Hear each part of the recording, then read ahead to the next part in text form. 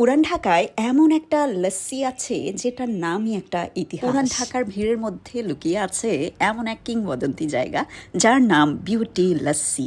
শুনলে অবাক হবেন, আজ থেকে অনেক বছর আগে গরম থেকে বাঁচতে মানুষ বানিয়েছিল এক সিম্পল ড্রিঙ্ক, দই, চিনি আর বরফ দিয়ে, যেটা শুধুমাত্র ঘুটনি দিয়ে ঘুটে বানানো হতো। এখনকার মতো ব্লেন্ডার ইউজ করে করতে হতো না। তো সেই ঘুটনিতে ঘোটা এক গ্লাস লস্যির এত জনপ্রিয়তা হলো যে লোকজন লাইন ধরে দাঁড়িয়ে থাকতো শুধুমাত্র এক গ্লাস লস্যি খাওয়ার জন্য।